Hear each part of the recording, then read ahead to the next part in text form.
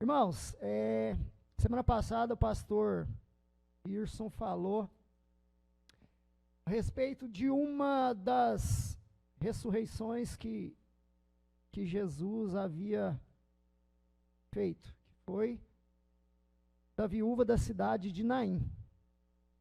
E hoje eu gostaria que nós lêssemos a respeito de outra ressurreição, que está no capítulo 8 do Evangelho de Lucas, a partir do verso de número 40.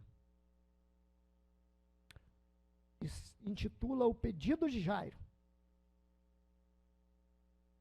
Aqueles que forem encontrando, por favor, por obediência e reverência à palavra do Senhor, possa ficar de pé para nós lermos. Amém? Todos encontraram? Glória a Deus. Vamos lá. O pedido de Jairo. Ao regressar Jesus, a multidão o recebeu com alegria, porque todos o estavam esperando.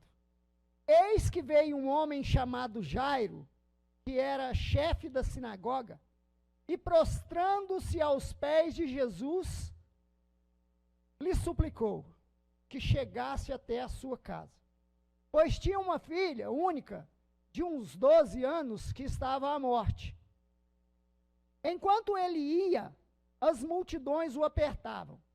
Certa mulher que havia 12 anos vinha sofrendo de uma hemorragia, a quem ninguém tinha podido curar, e que gastara com os médicos todos os seus haveres, veio por trás dele e lhe tocou na orla da veste, e logo se lhe estancou a hemorragia. Mas Jesus disse: quem me tocou? Como todos negassem, Pedro com seus companheiros disse: mestre, as multidões te apertam e te oprimem, e dizes: quem me tocou? Contudo, Jesus insistiu: alguém me tocou, porque eu senti que de mim saiu o poder. Vendo a mulher que não podia ocultar-se, aproximou-se trêmula e, prostrando-se diante dele, declarou, à vista de todo o povo, a causa por que ele havia tocado e como imediatamente fora curada. Então lhe disse: filha, a tua fé te salvou, vai-te em paz. Falava ele ainda quando veio uma pessoa da casa do chefe da sinagoga, dizendo: tua filha já está morta, não incomodes mais o mestre. Mas Jesus, ouvindo isso, lhe disse: não temas, crê somente, e ela será salva. Tendo chegado à casa, a ninguém permitiu que entrasse com ele, senão Pedro, João e Tiago, e bem assim o pai e a mãe da menina. E todos choravam e a pranteavam. Mas ele disse: não choreis, ela não está morta, mas dorme. E riam-se dele, porque sabiam que ela estava morta. Entretanto, ele, tomando-a pela mão, disse-lhe em alta voz: menina, levanta-te. Voltou-lhe o espírito, e ela imediatamente se levantou. E ele mandou que lhe dessem de comer. Seus pais ficaram maravilhados, mas ele lhes advertiu que a ninguém contassem o que havia sido. Glória a Deus pela palavra. Vamos orar? Vamos fechar os olhos e orar? Ó Deus, nós temos uma palavra de gratidão ao Senhor. Gratidão pela igreja, gratidão pela tua palavra, gratidão pela vida de cada um dos irmãos que está aqui essa noite e que veio ouvir algo vindo da parte do Senhor, ó Deus. Nós sabemos que o Senhor se faz presente aqui, também seu Espírito Santo. Nós que temos vindo aqui à frente, que pegamos esse microfone, somos meros instrumentos do Senhor. Então eu peço ao Senhor, em nome de Jesus, Deus, usa a minha vida por misericórdia, fala com a tua igreja aquilo que o Senhor mesmo quer falar. Abra, Senhor, em nome de Jesus, os ouvidos espirituais da tua igreja, para que eles possam compreender aquilo que há necessidade que eles compreendam, Senhor. É o teu Espírito Santo que descortina os mistérios existentes dentro da tua palavra. Como diz, Pai, somos meros instrumentos do Senhor. Então fala com a tua igreja em nome de Jesus. Amém. Glória a Deus, irmãos. Glória a Deus, mais uma vez. Glória a Deus por estar aqui.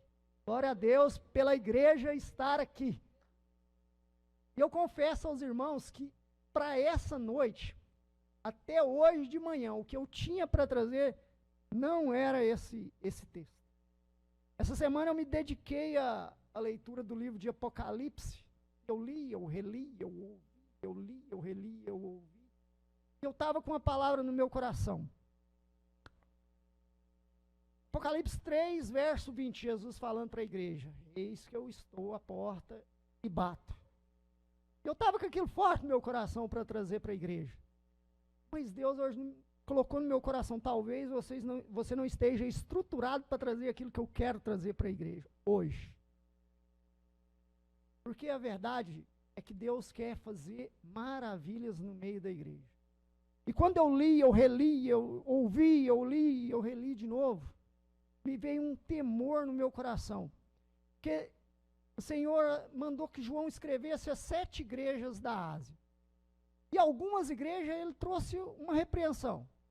Para a igreja de Éfeso ele trouxe a repreensão de que tenho contra ti o seguinte: abandonaste o primeiro amor. Para essa em especial da Laodiceia, Deus falou: eu quero que vocês sejam superaquecidos pela minha palavra. Recebe, igreja?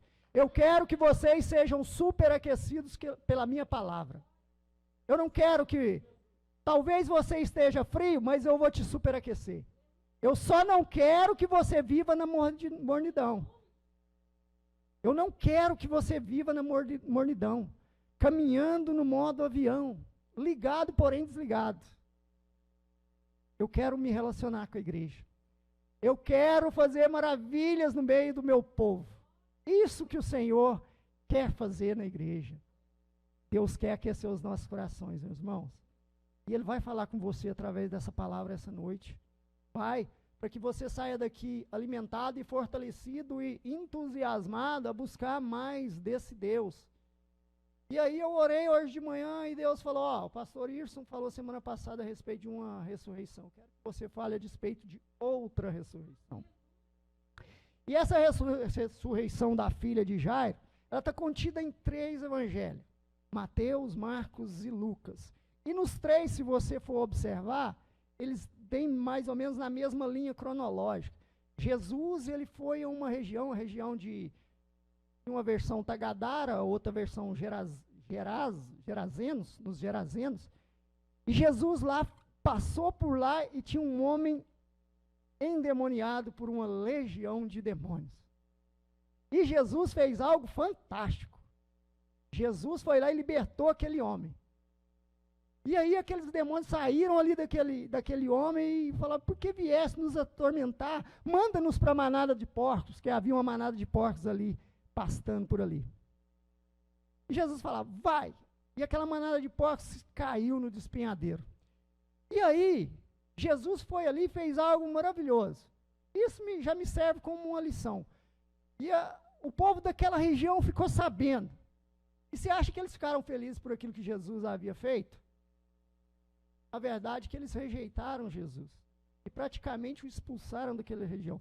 Isso me traz uma paz tão grande, porque eu não sei se você está na mesma vibe que eu, daquela palavra que o Rodrigo trouxe há uns dias atrás. De esse ano conseguir um discípulo para Jesus. Não um discípulo para mim, Márcio. Porque eu, como eu sempre digo, principalmente nos nossos grupos caseiros, eu não sou tão referência. Eu sou um homem igual a todos os outros. Mas um discípulo para Jesus. Um homem que quer ser semelhante a Jesus. Eu tenho no meu coração, eu estou com isso no meu coração. E se você está com isso no seu coração de esse ano, fazer que nem que seja um discípulo para Jesus, eu já te dou essa infeliz notícia. Nem todo aquele que você levar a palavra vai receber Jesus. E foi isso que aconteceu. Jesus foi ali, fez algo maravilhoso. Aquele homem começou a contar dos feitos de Jesus, aquele povo, porque estavam fazendo coisas que eram contrárias à lei de Deus, criando porcos, que era algo contrário à lei. Então fazia algo que era, para a época, para o lugar, algo escuso. Que lhes dava prazer, que lhes dava sustento. muitos, infelizmente, num primeiro momento, isso eu não estou te falando para te desanimar. Eu estou falando para te incentivar, porque talvez você vá com esse intuito. Jesus, esse ano eu vou fazer um discípulo seu. E você chega no primeiro e não consegue. Calma. Vai no segundo. Jesus quer fazer a obra através das nossas vidas. Jesus quer nos usar como instrumentos dele. Então, fica aqui uma palavra de incentivo, meus irmãos. Coloque no seu coração. Coloque esse ano, Senhor. Me ajuda a fazer um discípulo para o Senhor. Me ajuda a levar o teu evangelho a uma pessoa que o receba. Para que o seu nome seja glorificado através da minha vida. Coloque isso no seu coração. Mas aquele povo rejeitou Jesus.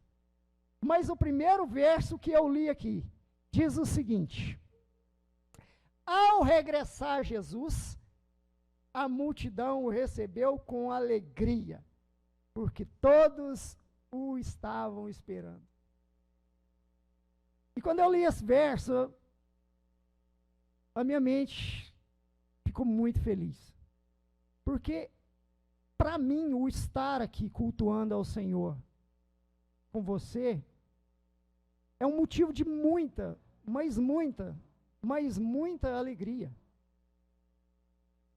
E eu ouvi há tempos atrás que esse momento aqui é um culto onde a igreja se reúne e cultua o Senhor coletivamente. Mas daqui a pouco começa o meu culto individual. Correto? Eu começo aqui e eu tenho que viver, hoje eu raciocinando sobre isso, eu tenho que fazer com que, saindo daqui provavelmente, eu vá comer algo com a minha família. Eu tenho que fazer do ambiente onde eu estiver um culto familiar. Eu tenho que fazer amanhã, a hora que eu sair para o meu trabalho e eu estiver no meu trabalho, eu não estou dizendo que eu vou reunir o pessoal que trabalha comigo, começar a cantar louvor, ler a palavra, porque a gente sabe que não funciona assim. Até deveria funcionar e a gente ora para que Deus nos dê estratégia para que ao longo do tempo a gente consiga implantar isso nas nossas vidas. Mas não. Eu vou para o meu trabalho e vou fazer do meu ambiente de trabalho um culto de adoração ao Senhor. Como que eu vou fazer isso, Márcio? Sendo uma referência, sendo um cristão genuíno e verdadeiro. Para que quando as pessoas precisarem, eles saibam que em mim eles vão encontrar um conselho, algo vindo da parte de Deus. Quando eu voltar para minha casa depois do trabalho, tem que ter um culto. Meu relacionamento com a minha esposa, o meu relacionamento com os meus filhos, deve ser um culto. E isso ao longo da semana vai me preparando. Vai me preparando. A cada dia, cada evento, cada circunstância. Vou jogar um futebol, vai ser um culto ao Senhor. Eu vou ser a referência ali no futebol. Eu vou fazer algo inerente ao reino. Da mesma forma, tudo aquilo que eu for fazer, eu vou fazendo num culto, eu vou louvando ao Senhor com a minha vida, e vou me preparando para que eu esteja aqui. E por isso, quando eu vejo que as pessoas esperavam Jesus com alegria, me dá vontade de aconselhar a igreja. Irmãos, prepare-se ao longo da semana para esse momento. Crie expectativa. Crie expectativa para o que Deus pode falar com você aqui. Não imagine, não pense em quem vai trazer a palavra domingo. Será que é o Márcio? Será que é o Irso? Será que é a Lucilene? Será que é o Rodrigo? Será que Jesus tem uma palavra para o seu coração? Jesus pode usar qualquer um aqui para trazer a palavra dele, porque não é o que sai dos meus lábios que transforma a sua vida. Isso eu sei, você sabe. É o que sai da boca de Deus. Jesus conhece a necessidade de cada um de nós aqui. Jesus sabe. Ele pode fazer com que o que eu diga aqui soe de uma forma para a Lucilene, de outra forma para o Tiago, de outra forma para Samara, e assim vai. E Deus vai falando, o Espírito Santo vai trazendo revelação daquilo que Ele quer revelar e vai transformando as nossas realidades. E mais adiante, diz que tinha um homem chamado Jairo, e aqui nessa versão diz que era um dos chefes da sinagoga. Em outra versão diz que era um dos príncipes da sinagoga. Muitas das vezes, meus irmãos, isso eu falo assim, categoricamente, porque eu sou um homem, igual a todos os homens aqui. Muitas das vezes nós deixamos de alcançar o que o Jairo aqui alcançou, porque nós nos baseamos em quem achamos que somos. Às vezes no nosso diploma, porque todo homem acha que é. Embora quando nós estejamos no Espírito, quando nós deixamos o Espírito Santo guiar os nossos passos, nós compreendemos. Quando Isaías, acho que no primeiro capítulo, ele falou: ó Senhor, eu habito no meio de um povo de impuros lábios, um povo que faz isso, que faz aquilo. Agora, quando o anjo pegou Atenais, ele teve a revelação de quem ele era. Não, Senhor, coitadinho de mim. Então, quando nós andamos no Espírito, nós entendemos quem somos, mas quando nós agimos na nossa carne, que é algo que tendencia a nos afastarmos de Deus, a gente olha para o Márcio com o microfone hoje, talvez, e a gente pensa, talvez eu sobressairia melhor, porque eu sei quem eu sou. Então, muitas das vezes, irmãos, nós deixamos de alcançar aquilo que Deus tem para nós. E o que Jesus falou em João 10:10 é que tem vida, e vida em abundância. Porque nós não deixamos o Espírito Santo nos guiar.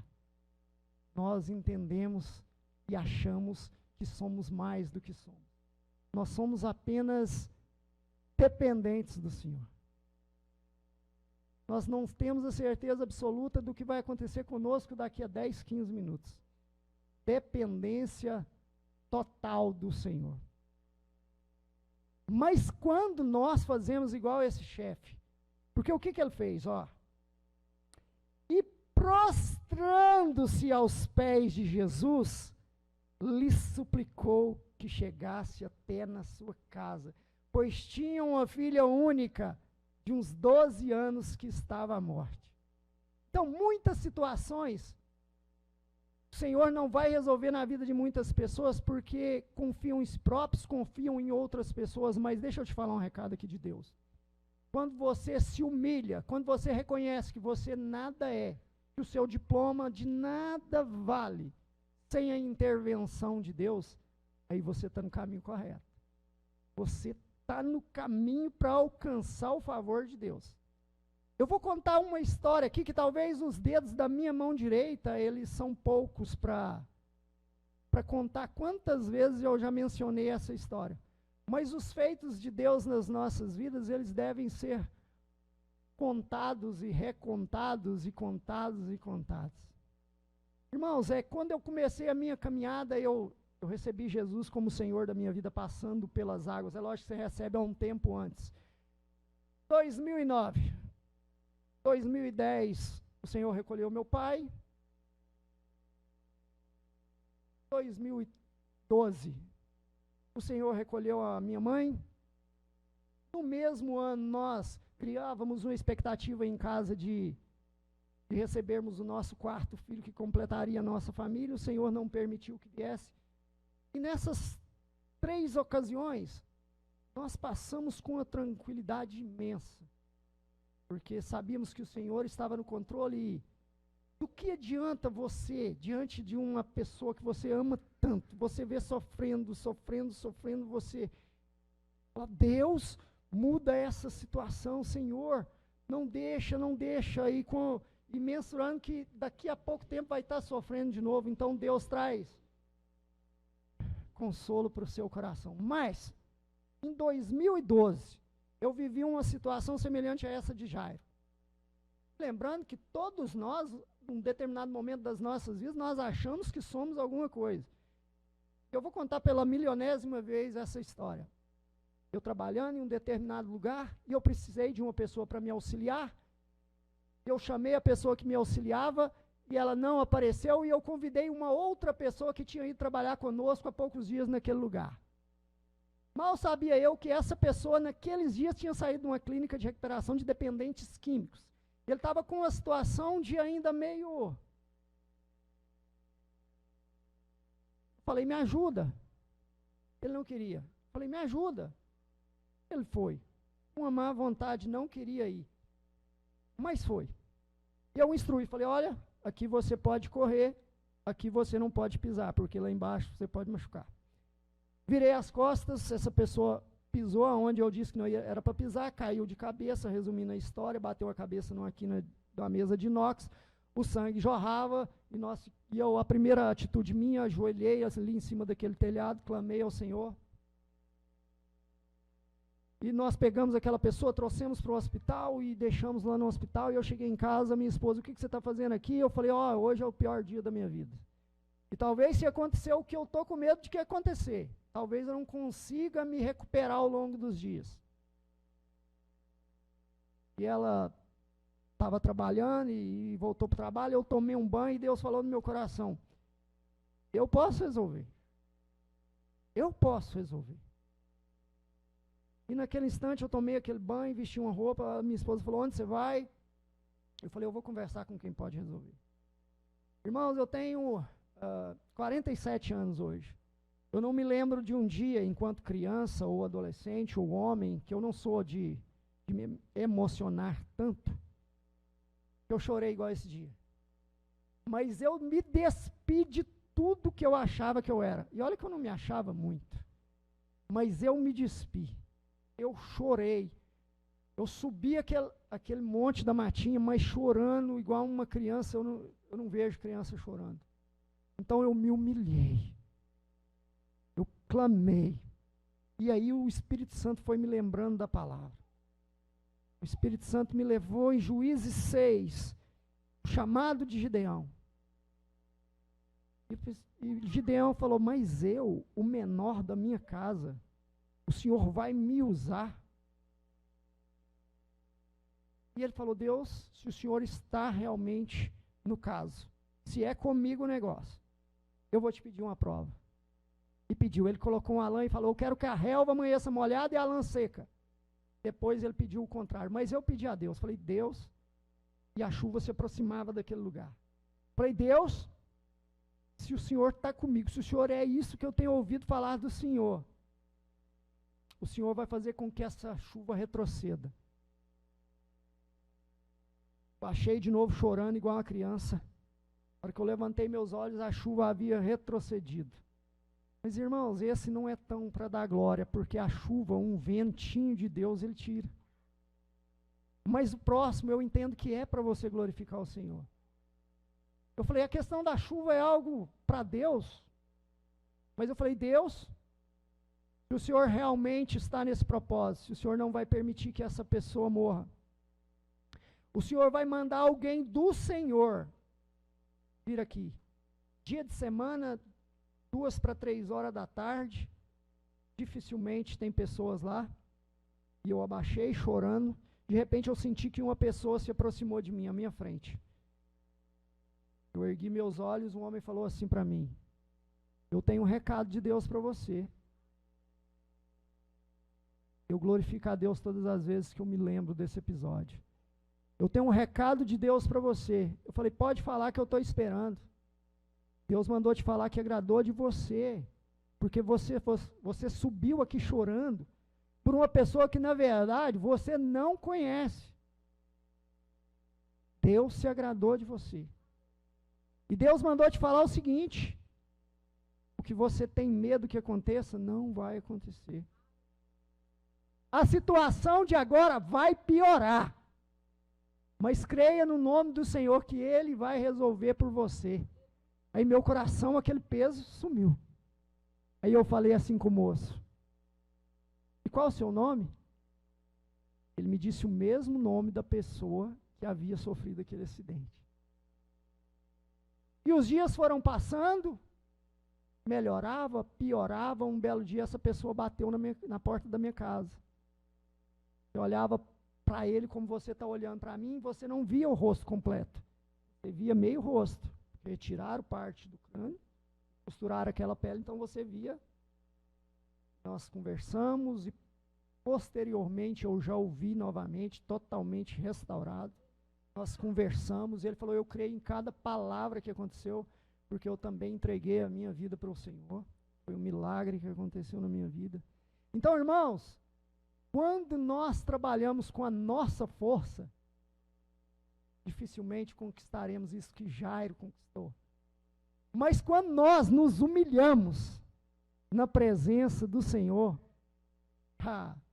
sabe aquela situação que tem muito tempo, mas muito tempo que você tem clamado ao Senhor para que ela se resolva? Se humilha na presença de Deus. Se humilha. Tira de você aquilo que você acha que você é. Derrama na presença de Deus. Eu entendo que alguém pode receber isso aqui e já começar a se derramar. Outro pode ser depois. Eu entendo perfeitamente, porque essa palavra, como eu disse antes, não é minha. Isso não vem de mim. Vem do próprio Deus, que fala com os irmãos através desse microfone, que fala com os irmãos através da vida de tantos que têm vindo aqui à frente e ministrado a palavra do Senhor. E aí Jesus prontamente viu a humilhação, e quando ele vê a nossa humilhação, ele parte para resolver o nosso problema. E muitas das vezes nessa caminhada, você se humilhando, você pode ver que alguém recebe antes de você. Que foi o que aconteceu, Jesus caminhando com Jairo, partindo para ressuscitar aquela menina, e veio uma mulher no meio daquela multidão e tocou na orla do manto de Jesus e foi curada. Jesus, quem me tocou? Aquela mulher, eu te toquei, fui eu. Mas tem 12 anos, estou sofrendo, mas eu me rastejei. Então, você que está precisando que Jesus resolva algo na sua vida, você que colocou no seu coração agora de se humilhar na presença de Deus, busque. Se alguém receber antes de você, se alegre. Ao invés de você pensar, para ela o Senhor resolve. Não, fique feliz. Se Ele resolveu para ela, Ele resolve para mim. Ele resolveu da mulher que há 12 anos sofria daquela hemorragia, ela tocou na orla de Jesus e a hemorragia estancou na hora. E olha aí, mulher, 12 anos sofrendo de hemorragia. É muita cristocidência. A menina que Jesus ressuscitou tinha 12 anos. Olha, e essa mulher diz que havia gastado tudo que ela tinha com os médicos, tudo. Nós temos um problema. Muitas das vezes nós, especialmente nós, e hoje nós estamos falando para a igreja, nós que somos cristãos, não deveríamos fazer isso, mas às vezes nós fazemos. Nós buscamos a solução em tantos lugares, em tantas coisas, em tantas pessoas, quando deixamos para buscar no Senhor por último. Você vai no médico, não, o médico vai resolver. Dias nós tivemos eu entendo como algo vindo da parte de Deus. Nós temos vivido algo entristecedor esses dias e o nosso grupo reunido. E Deus falou algo aos nossos corações. Está escrito em Gálatas, no Testamento também. O justo, ele vive pela fé. E aí nós conversando, e nós damos a oportunidade, cada um expressa algo, nós entendemos. E o justo, ele vive pela fé. Pela fé no Filho de Deus. O médico, ele te ajuda? Sim, ele é um instrumento do Senhor. O remédio, ele te ajuda? Sim. O Senhor criou todas as coisas, o homem manipula. Mas o primeiro, surgiu uma dificuldade no seu relacionamento, está aqui o pastor Irso, Lucilene, minha vida, minha esposa, doidinho para abençoar a sua vida. Mas o primeiro, você não precisa nem mandar WhatsApp para ele, do seu ladinho, o Senhor. Ah, apareceu uma enfermidade, porque elas aparecem. Como eu disse, a hora que a Lucilene estava ministrando, os nossos dias, eles não são iguais. E o dia mau, ele chega para nós. Para todos nós. Ele chega. Você tem que ir no médico? É lógico que você tem que ir no médico. Mas o primeiro que você deve procurar, é o Senhor Jesus. Não precisa nem ligar para agendar. Está do seu ladinho, doidinho para fazer uma consulta com você. Esse Deus maravilhoso, Ele quer se relacionar conosco diariamente, irmão. Cotidianamente, como eu disse antes, Ele quer que os nossos corações estejam aquecidos. Ele quer que nós acreditemos cada vez mais na operação de milagres no nosso meio. O Senhor, Ele quer que nós saibamos que as pessoas podem ser instrumentos de Deus nas nossas vidas, mas o primeiro a ser procurado tem que ser o nosso Senhor Jesus. A Bíblia diz que o nome de Jesus é o nome que está acima de todo nome. O nome de Jesus está acima do nome do melhor profissional de psicologia, de psiquiatria, de qualquer área que você imaginar. O Senhor, Ele pode mudar histórias. Ele quer mudar histórias. Ele quer que nós vivenciemos milagres. Nada melhor do que vivenciarmos milagres para que a nossa fé seja aquecida. E nós não vivamos nem no frio, quer dizer, o friozinho de junho, top, né? Mas eu não estou dizendo, no frio espiritual, Ele não quer que nós vivamos no frio espiritual. Mas Ele também não quer que nós vivamos em mornidão espiritual. Ele quer que nós vivamos aquecidos pelo fogo do Espírito Santo. Nada como nós caminharmos no caminho do milagre. Crermos, lutarmos, nos humilharmos, vermos o Senhor agir nas nossas vidas. Falava ele ainda quando veio uma pessoa da casa do chefe da sinagoga dizendo: tua filha já está morta, não incomodes mais o mestre. Irmãos, está cheio de nego querendo desanimar a nossa caminhada. A palavra que nós tivemos nessa última sexta-feira no nosso grupo caseiro é: bem-aventurado o homem que não anda no conselho dos ímpios, não se detém no caminho dos malfeitores e não se assenta na roda dos escarnecedores. Quando você começa a falar para pessoas que não têm a mesma visão que você a despeito de que você quer que o Senhor faça na sua vida, muitos deles podem escarnecer da sua vida, podem querer te desanimar. Por isso que eu te digo, o primeiro, e que você não pode tirar os olhos, é do Senhor. E depois do Senhor, Ele vai te mostrar quem pode te ajudar.